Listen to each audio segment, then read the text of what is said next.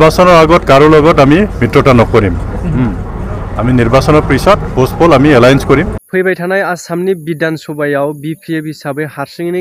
गेलेगोन रावजोंबो एलायन्सनि खोथा गैया बे बाथ्राखौ बिटिसिनि डिपुटि चिफ रिहन दैमारी बिथां सारा बुंनाय भिडिअखौ आबुङै होनो थांगासिनो दं आङो नाथाय बिसेखिनियाव सोर साबेसेया गनायनानै लादों आरो सोर साबेसेया गनायनानै लायाखै कमेन्ट खालामनो हागोन नोंथांमोना फुल नायखांनायनि गेजेरजों जिहेतु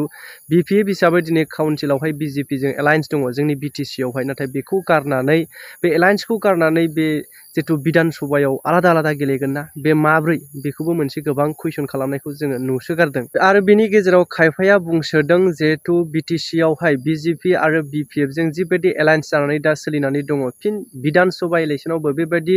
एलायन्स महरै गेलेयोब्ला माने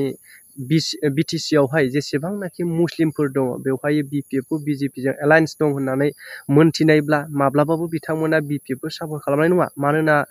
मुस्लिम हारिनि गोबांफ्रानो दासिमावहाय माने बिजेपिखौ जोगारनाय नासयनायखौ नुनो मोन्दों जेरैबायदि बिथांमोननि जे अयथासार खालामनाय बिथांमोना जेरैबायदि हाबसनफैनानै गोबां सेख'नानै लानो नाजानायखौ होबथानाय मोजां बिथिङै होबथादोंब्लाबो बिथांमोना दिनै गावसोरनि मोनथाय होननानै मोननांगौ बायदि बिजेपिखौ सैया खालामनाय नैबे मोनसे नुनो मोन्दों नाथाय बेनि गेजेरावहाय जुदि बिपिएफ हिसाबै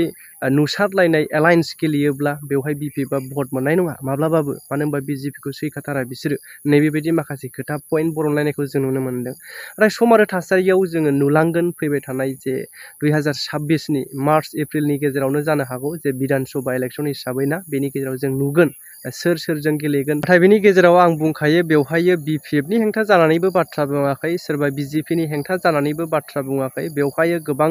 माने रिहन दैमारी बिथां सारनि सिंगोलै गेलेगोन बे बाथ्रा बुंनायनि सायाव कमेन्ट्सफोरखौ हाबनानै नायोब्ला जों नुदों नालाय बेनि सायावहाय रायजो राजाफोरनि गेजेराव जों फोरमायथि फैदों नैबे भिडिअनि गेजेरजों नाथाय खायफाया नों इउपिपिनि नामा ओरैसो जाहरलायगोन दा बेनिखायनो आं नैबे बाथ्राखौ बुंनानै होखाबाय रावनिबो जानानै बाहाय बाथ्रा बुङाखै जेखौ सावरायदों जेखौ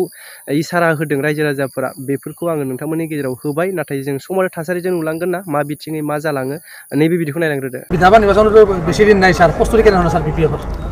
ইতিমধ্যে আমাৰ প্ৰস্তুতি আৰম্ভ হৈছে আমাৰ বিটিচিত 15টা বিধানসভা সমষ্টি আছে 15টা বিধানসভা সমষ্টিত আমি প্ৰতিদ্বন্দ্বিতা কৰিম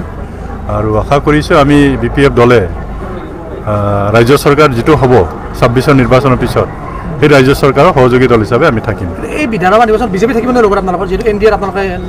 অন্তৰ্ভুক্ত হ'ল আমি নিৰ্বাচনৰ আগত কাৰো লগত আমি মিত্ৰতা নকৰিম আমি নিৰ্বাচনৰ পিছত পোস্টপল আমি এলায়েন্স কৰিম আৰু আমাক লোকে কোনো অসমত চৰকাৰ কৰিব নোৱাৰে এই সুযোগটো আমি ল'ম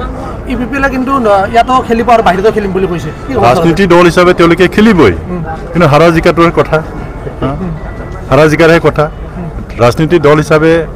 খেলিব পাৰে তেওঁলোকে ইয়াত মোৰতো একো ক'বলগীয়া নাথাকিব গতিকে তেওঁলোকে নিৰ্বাচন জিকিবনে নাই সেইটোৱে ডাঙৰ কথা